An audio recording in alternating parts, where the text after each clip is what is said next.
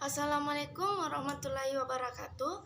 Perkenalkan, nama saya Irna, NIM 2120203862202049. Prodi Akuntansi Syariah, Fakultas Ekonomi dan Bisnis Islam. Baik, kali ini saya akan menjelaskan beberapa topik materi, di antaranya pendapatan nasional, 2 uang, 3 perekonomian 3 sektor, 4 inflasi, 5 pengangguran.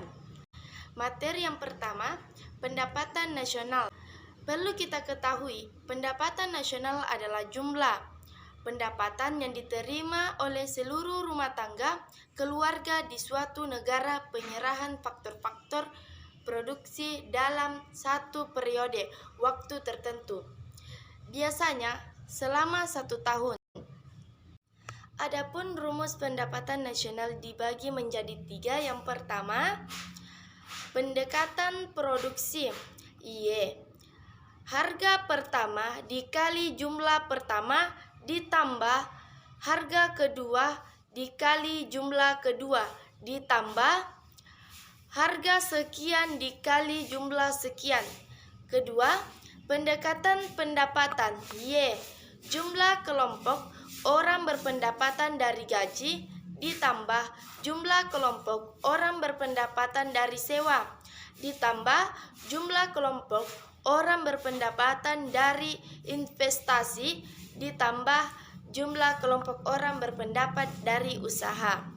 Yang ketiga, pendekatan pengeluaran.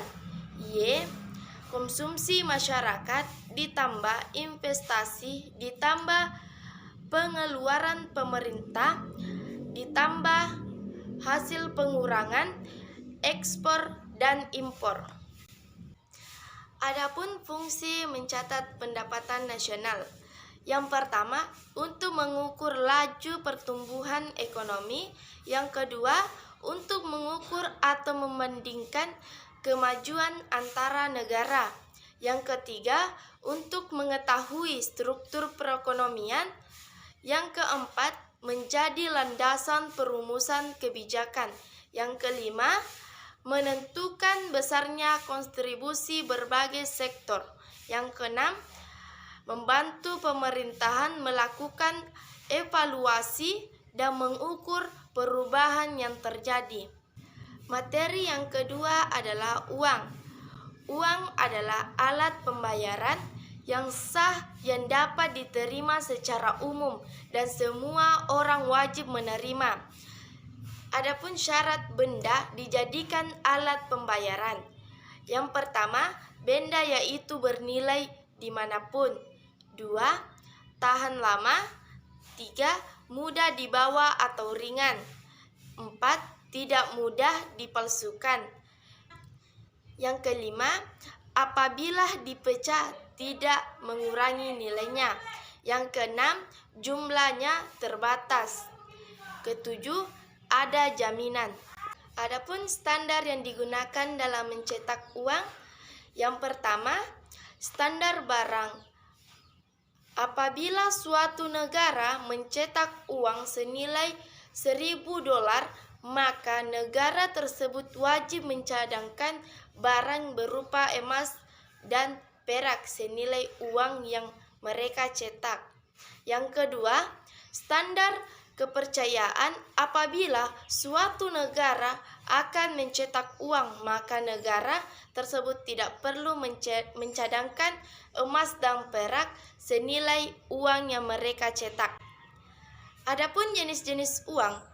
Yang pertama, uang kartal, alat bayar sah dan digunakan dalam transaksi sehari-hari. Yang kedua, uang giral, uang yang berupa simpanan, deposito yang ditarik sesuai kebutuhan, misalnya cek.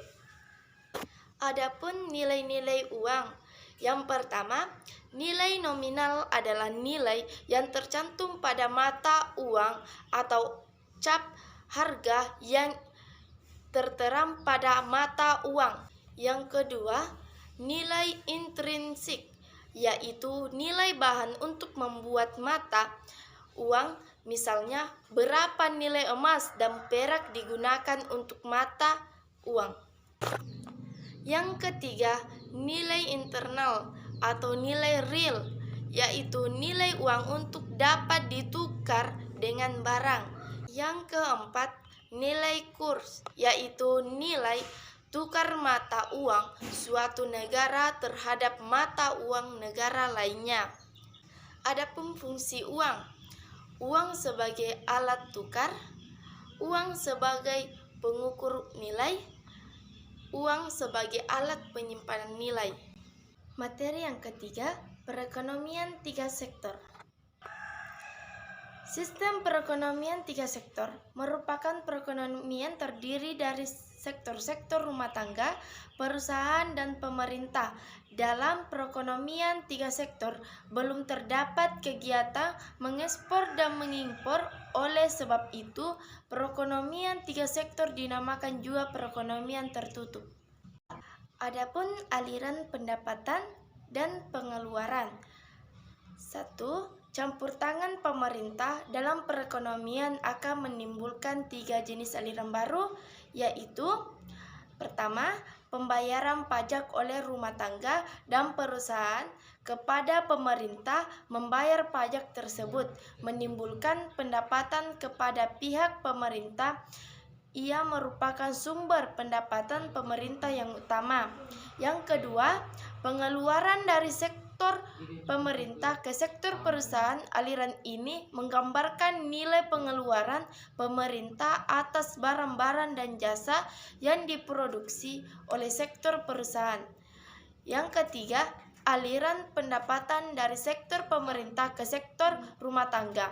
Aliran itu timbul sebagai akibat dan pembayaran atas konsumsi faktor-faktor produksi yang dimiliki sektor rumah tangga oleh pemerintah.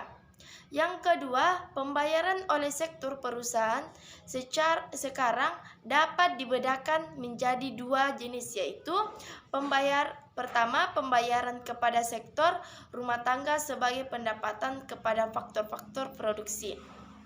Yang kedua, pembayaran pajak pendapatan perusahaan kepada pemerintah.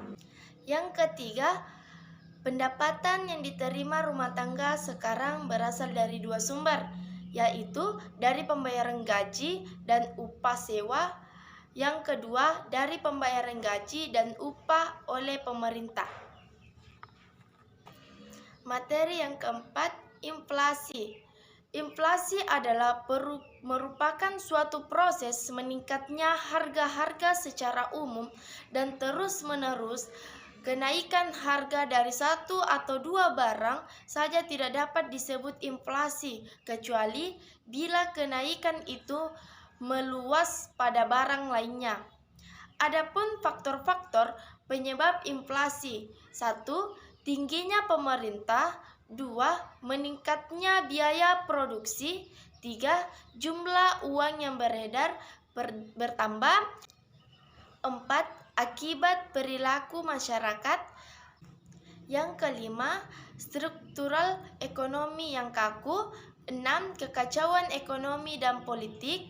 7. Keputusan perusahaan.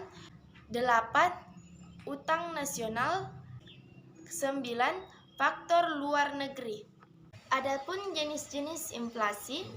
Yang pertama, inflasi ringan. Kondisi yang masuk pada jenis inflasi ringan adalah ketika adanya kenaikan harga secara umum di bawah 10% setiap tahunnya. Yang kedua, inflasi sedang. Untuk jenis inflasi yang satu ini artinya sudah ada pihak yang mulai merasa terganggu. Hal ini karena kenaikan harga secara umum mencapai 10-30% per tahunnya. Yang ketiga, inflasi berat. Inflasi berat ini merupakan kondisi yang mengakibatkan perekonomian negara kacau. Kenaikan harga ada pada 30-100% tahunnya. Yang keempat, hyperinflation.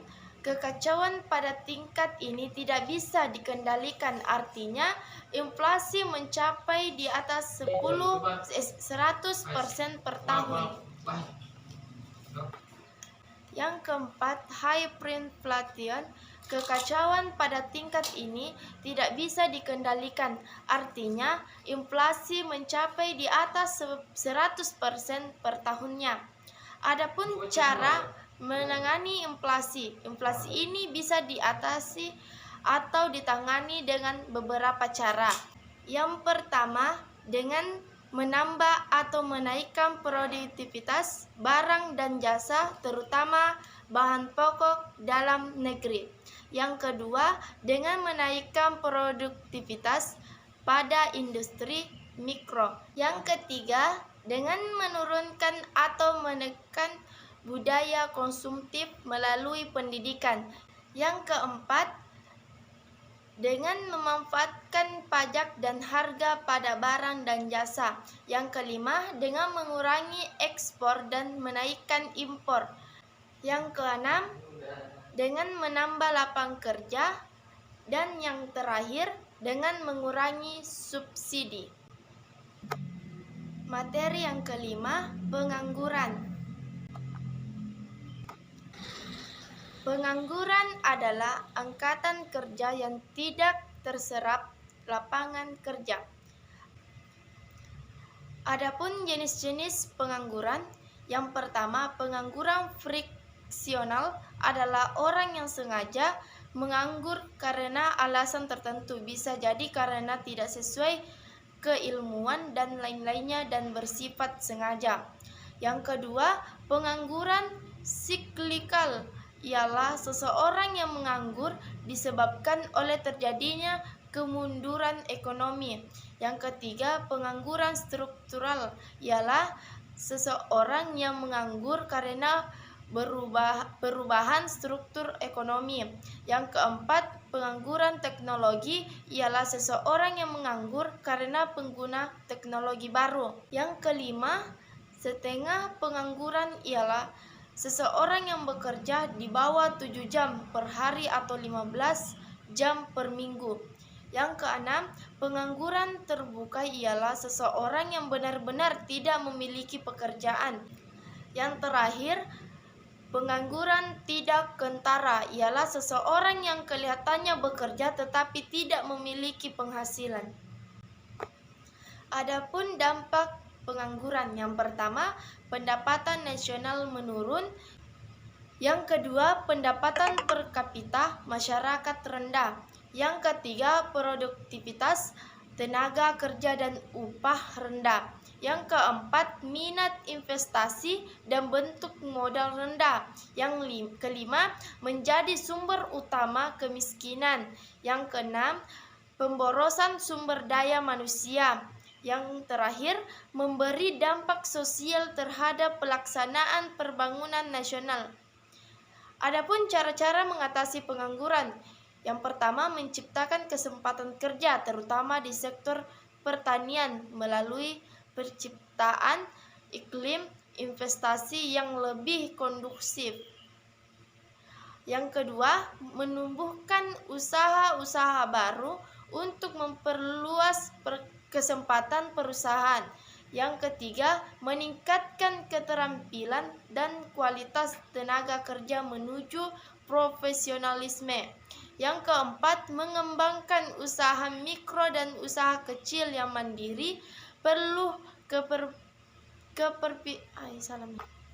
Yang keempat, mengembangkan usaha mikro dan usaha kecil yang mandiri perlu keberpihakan kebijakan, termasuk akses, pendamping, pendanaan usaha kecil, dan tingkat suku bunga kecil yang mendukung.